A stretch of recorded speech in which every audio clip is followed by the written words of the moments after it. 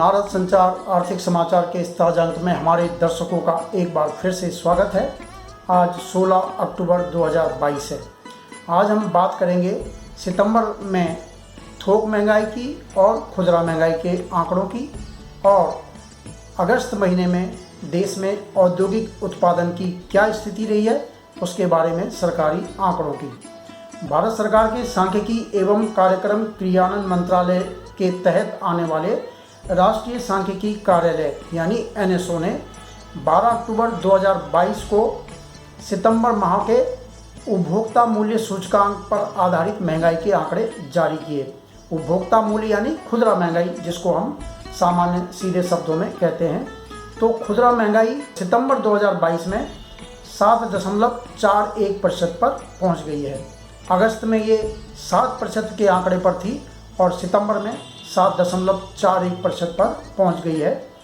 अगर हम सितंबर में ग्रामीण क्षेत्रों में, जो देश के ग्रामीण इलाके हैं, ग्रामीण बाजार हैं, वहां पर महंगाई की बात करें तो वो 7.56% रही है। शहरी क्षेत्रों की अगर बात करें तो शहरी क्षेत्रों में ये 7.27% रही है।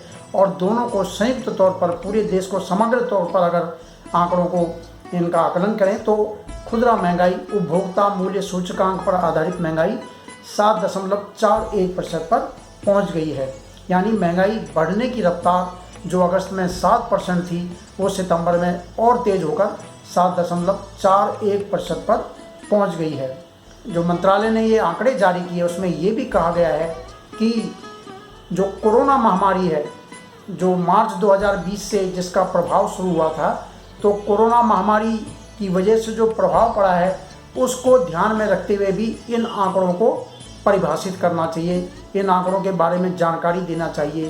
क्योंकि हम तुलना करते हैं पिछले साल से, तो अगर पिछले साल कोई बड़ी घटना हुई, उसमें एकदम गिरावट आई और इस साल थोड़ा सुधार भी है, तो वो बड़ा सुधार दिखाई देता है, क्योंकि गिरावट से सुधार, और उस सुधार के ऊपर नया सुधार अगर होता है तो उसमें उसकी वास्तविक जो चाल जो है तब नज़र आती है। तो फिलहाल अभी आंकड़ों में उठापटक 2020-21 और 21-22, और अब ये जो 22-23 साल है, तो इनमें अभी इनको अपनी वास्तविक चाल में आने में समय लगेगा। ये सरकार का उसमें कहना है कि उसके परिप्रेक्ष्य में इन आंकड़ों को देखा जाना चाहिए। इसमें कहा गया है कि अगर हम उपभोक्ता मूल्य सूचकांक में जो अलग अलग समूह हैं जिनको उसमें गणना की जाती है, तो ईंधन और प्रकाश का समूह हो गया। ईंधन यानी तमाम ईंधन की चीज़ें, पेट्रोल, डीजल, गैस होगी, प्राकृतिक गैस हो गई, और कोयला हो गया, कोक हो गए, कई तरह की जो भी जलाने की चीज़ होती है। प्रकाश एक ग्रुप वो है। एक है खाद्य एवं पेय पदार्थों का ग्रुप, खाने पीने की तमाम चीज़ें, पेय पदार्थ जो भी हैं, दूध हो गया, सब्जी हो गया, दाल हो गई। कपड़े और फुटवियर का एक समूह है कि कपड़ों का हम कितना इस्तेमाल करते हैं, चप्पल जूते का कितना इस्तेमाल करते हैं। और एक समूह है अन्य विविध समूह, जिसमें घरेलू ज़रूरत की चीज़ें हो गई, घरेलू सेवाएं हो गई कि क्या क्या सेवाएं हम घर में लेते हैं, स्वास्थ्य, परिवहन एवं दूरसंचार, शिक्षा, व्यक्तिगत देखभाल जैसे अलग एक समूह है। तो ईंधन और प्रकाश, खाद्य एवं पेय पदार्थ और कपड़े और फुटवियर, ये तीन जो समूह हैं, इनकी महंगाई जो सितंबर में 8.41% से लेकर 10.39% के बीच में रही है। किसी ग्रुप में 8.41% बढ़ी है, किसी में 10.39%, जबकि जो चौथा ग्रुप विविध सामान का है उसमें 6.06%, तो उसमें ज़्यादा नहीं बढ़ी। जो सेवाएं, घरेलू सामान और सेवाएं, स्वास्थ्य, परिवहन, दूरसंचार, शिक्षा का जो है उसमें कम बढ़ी है। जबकि ईंधन, प्रकाश, पेट्रोल डीजल का हो गया, कोक हो गया, कोयला हो गया, और खाद्य एवं पेय पदार्थ, कपड़े और फुटवियर, इनमें 10% तक महंगाई बढ़ी है। तो इनका असर जो हुआ है उसकी वजह से सितंबर महीने में जो खुदरा महंगाई का आंकड़ा है वो 7.41% पर पहुंच गया है। तो कोरोना का असर हो गया, वो अभी भी कहीं ना कहीं चल रहा है। उसके बाद यूक्रेन पर रूस की लड़ाई का मामला हो गया, लंबी लड़ाई चलती जा रही है। पूरी दुनिया का जो गणित है वो गड़बड़ाया हुआ है। उसकी वजह से कई चीज़ों की आपूर्ति प्रभावित हुई है। दुनिया के बाहर के देशों में महंगाई है, वहाँ से जो हम इंपोर्ट कर रहे हैं वो सारा सामान महंगा इंपोर्ट हो रहा है, उसका असर हमारी महंगाई पर पड़ रहा है। और मानसून का मौसम, उसकी वजह से भी कहीं ना कहीं आपूर्ति प्रभावित हुई है। अगर कहीं बाढ़ आ गई, कहीं ज़्यादा बारिश हो रही है, तो माल के आने जाने पर उसका असर पड़ता है। उसकी वजह से ये महंगाई का आंकड़ा ऊंचा हुआ है। अब एक हम आपको बताएंगे कि राज्यवार क्या स्थिति रही है।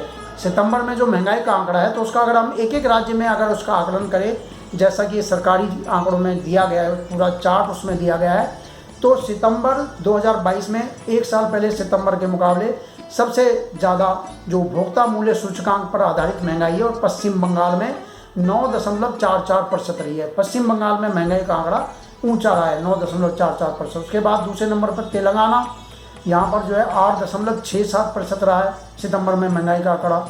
और तीसरे नंबर पर मध्य प्रदेश है, मध्य प्रदेश में 8.65%, आपके तेलंगाना में 8.67% और मध्य प्रदेश में 8.65%, उड़ीसा और आंध्र प्रदेश में 8.06%। तो पश्चिम बंगाल, तेलंगाना और आंध्र प्रदेश और उड़ीसा, इनमें 8 से लेके 9.5 के बीच में महंगाई का आंकड़ा है सितंबर में। सबसे कम अगर हम बात करें तो दिल्ली में ये 4.03% खुदरा महंगाई का आंकड़ा है। यानी दिल्ली में महंगाई का आंकड़ा काफ़ी कम रहा है। दिल्ली देश की राजधानी है, तमाम तरह से यहाँ आवागमन की सुविधा है, परिवहन की सुविधा है, तो यहाँ पर जो आपूर्ति है वो प्रभावित होने का चांस जो है कम रहता है। हिमाचल प्रदेश में 4.54%, पंजाब में 5.60% और बाकी जो राज्य है सब में 6 से लेकर 8 के बीच में रही है। 8 से लेकर 9.5 के बीच में 4 राज्यों की रही है। उसके बाद 2 राज्य 5% से नीचे में हैं और बाकी ज़्यादातर राज्यों में 6 से लेकर 8% के बीच में महंगाई का आंकड़ा रहा है। और सकल पूरे देश में अगर इसका जब गणना होती है तो 7.41% और अगस्त में ये थी 7%। अब हम बात करते हैं थोक महंगाई की।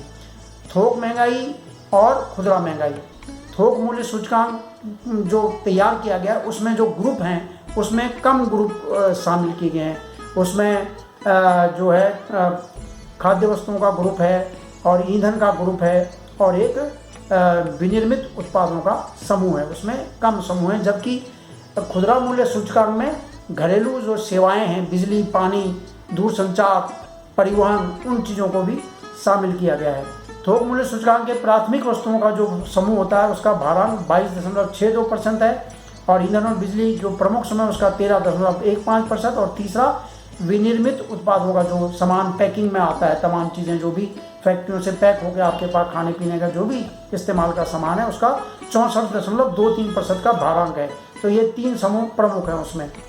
तो थोक मूल्य सूचकांक आधारित मुद्रास्फीति सितंबर में 10.7% रही है। खुदरा उपभोक्ता मूल्य सूचकांक है 7.41%, वो जो महंगाई का आंकड़ा है, और थोक मूल्य है 10.7%, दोनों ऊपर है। लेकिन थोक मूल्य में यह है कि पिछले कुछ महीने से लगातार इसमें कमी आ रही है। आंकड़ा तो ऊंचा है, 10% की रफ्तार से बढ़ रही है महंगाई जो थोक बाजार है, लेकिन अप्रैल में ये 15.38% से बढ़ रही थी, मई में 16.63%, जून में 16.23%, जुलाई में 14.07% और अगस्त में 12.41% और अब सितंबर में 10.70% पर ये आई है। तो महंगाई चाहे थोक महंगाई का आंकड़ा हो या खुदरा महंगाई का आंकड़ा हो, दोनों में बढ़ने की रफ्तार थोड़ी ऊंची है। रिजर्व बैंक से कहा गया था कि भी आपको महंगाई कम से कम 2% या ज़्यादा से ज़्यादा अगर होती है तो 6%, उसके बीच में, और 4% एक मानक स्तर माना गया था कि 4% महंगाई रहती है तो ये ठीक है, क्योंकि महंगाई रहना भी एक अर्थव्यवस्था में गतिविधियों का सूचक है। महंगाई बढ़ती है कि मांग होगी, जब मांग होगी तभी महंगाई थोड़ी बढ़ती है।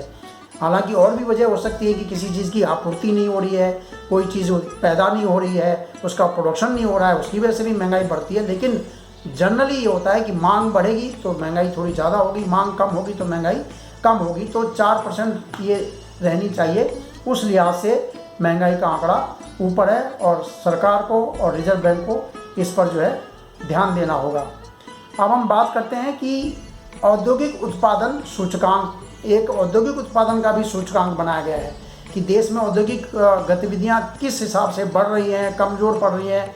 तो इसका 2011-12 का जो आधार वर्ष है उसके बेस पे एक औद्योगिक उत्पादन सूचकांक है। उसके मुताबिक अगस्त के आंकड़े, जो ताज़ा आंकड़े हैं वो अगस्त के हैं, ये जो है एक महीने पीछे रहता है, अभी अक्टूबर है तो हमें अगस्त के आंकड़े मिलेंगे, नवंबर में सितंबर के आंकड़े मिलेंगे। तो अगस्त 2022 में औद्योगिक उत्पादन सूचकांक में जो है गिरावट आई है और ये गिरावट 0.8%, यानी पिछले साल अगस्त में जितना जहां पर औद्योगिक उत्पादन सूचकांक उसके मुकाबले इस साल कम है।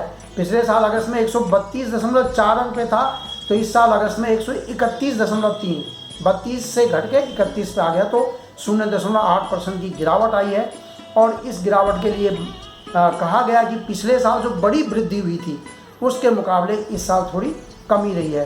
तो औद्योगिक उत्पादन सूचकांक में जो प्रमुख समूह जो शामिल है उसमें खनन क्षेत्र है, विनिर्माण क्षेत्र है और बिजली का क्षेत्र है। ये 3 ग्रुप इसमें शामिल हैं। तो खनन क्षेत्र में 3.9% की गिरावट रही है अगस्त में, विनिर्माण क्षेत्र में 0.7% की गिरावट रही है, लेकिन बिजली क्षेत्र में 1.4% की वृद्धि रही है। तो इन सब का जो असर हुआ है कुल मिलाकर 0.8% की गिरावट आई है।